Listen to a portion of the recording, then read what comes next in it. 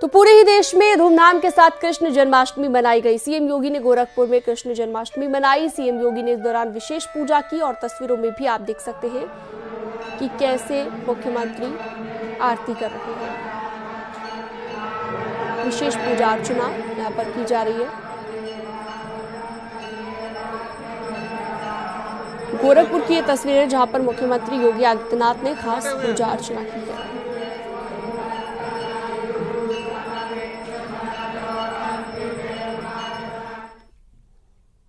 CM Yogi Adityanath Gorakhpur में हैं। कल गोरखपुर में योग गुरु बाबा रामदेव ने भी सीएम योगी से मुलाकात की और गोरखनाथ मंदिर में योग गुरु बाबा रामदेव ने सीएम से मुलाकात की है। तो ये देख सकते हैं आप मुलाकात के दौरान की तस्वीर।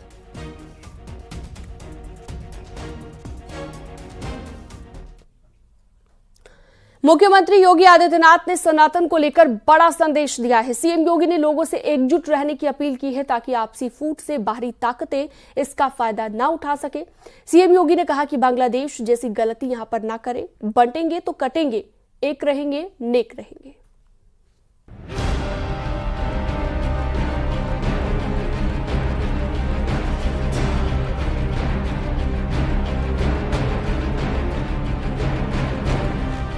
भगवान श्री कृष्ण की जन्मभूमि से सीएम योगी ने बड़ा संदेश दिया है।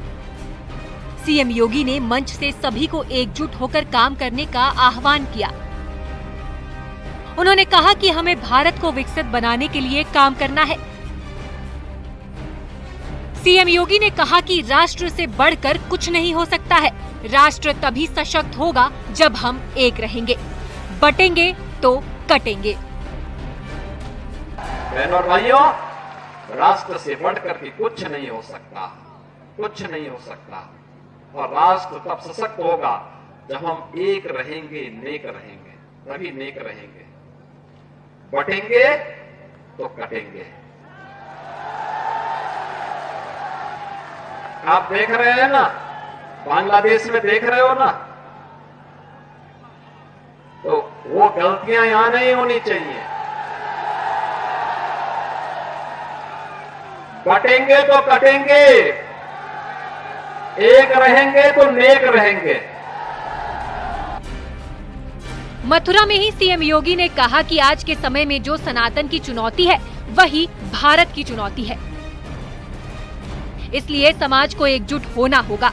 बांग्लादेश में हिंदुओं पर अत्याचार हुए, मंदिरों को तोड़ा गया, इसलिए आज समाज को सतर्क रहने की जरूरत है। अगर हमने तनिक भी भूल की, ये समाज फिर से बटा और जो साजिशें हो रही हैं अगर वे सफल हुई तो बांग्लादेश के अंदर जो कुछ हो रहा है, हिंदुओं पर जो यातनाएं ढाई जा रही हैं, आप देख रहे होंगे किस प्रकार के अत्याचार हो रहे हैं। मंदिर तोड़े जा रहे हैं। हमारा मठ, हमारा मंदिर, हमारी उपासना विधि, हमारा शास्त्र, हमारे दर्शन, हमारी साधना पद्धति तभी संरक्षित हो पाएगी, तभी सुरक्षित हो पाएगी जब ये सनातन धर्म है और ये देश सुरक्षित है और बृहद हिंदू समाज सुरक्षित है। वहीं सीएम योगी के बयान पर जहां समाजवादी पार्टी ने निशाना साधा है, वहीं बीजेपी ने पलटवार किया है।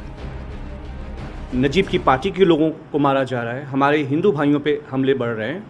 ये इसलिए हो रहा है क्योंकि वहां पे एक धार्मिक कट्टरपंथ सरकार धीरे धीरे आ रही है। तो आदरणीय मुख्यमंत्री जी को सोचना चाहिए कि आप भारत की सरकार को जिस कट्टरपंथ के रास्ते पर ले जा रहे हो, आप कहते हैं फिलिस्तीन के बारे में।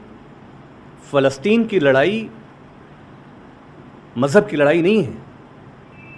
फिलिस्तीन की लड़ाई साम्राज्य के खिलाफ की लड़ाई है।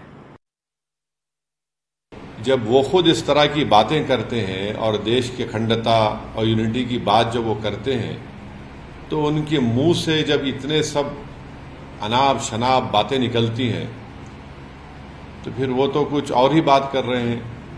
तो बांटेंगे तो कटेंगे, भाई आप ही तो बांट रहे हैं। कौन बांट रहा है? आप ही तो बांट रहे हैं।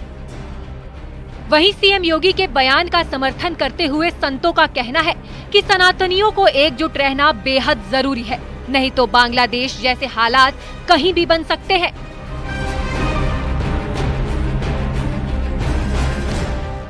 वो दिन दूर नहीं है कि जब हिंदू संगठित होकर के और अपने धर्म और अपनी मर्यादा को नहीं समझेगा तो आने वाला समाज निश्चित रूप से बट जाएगा, कट जाएगा और उसको भी इसी प्रकार से परेशान होना पड़ेगा। निश्चित ही जो बांग्लादेश में आज हिंदुओं के साथ घटना घटित हो रही है, अगर भारत का 100 करोड़ हिंदू एकजुट हो जाए तो विश्व भर में फैले हिंदू सनातनी सुरक्षित हो जाएंगे और संरक्षित हो जाएंगे। किसी की हिम्मत नहीं है कि उनकी बहन बेटियों की तरफ उंगली उठाकर कोई आंख उठाकर देख ले। सीएम योगी ने साफ किया कि बांग्लादेश में जो गलतियां हुई यहाँ नहीं होनी चाहिए। एक रहेंगे तो नेक रहेंगे, सुरक्षित रहेंगे और समृद्धि की पराकाष्ठा पर पहुंचेंगे। हमें विकसित भारत की संकल्पना को साकार करना है। विभाजनकारी बातें करना बहुत आसान है और देश में बहुत सारे नेता ऐसे हैं जो जानबूझ करके विभेद उत्पन्न करने के लिए, विभाजन की भावना उत्पन्न करने के लिए बयान देते रहते हैं।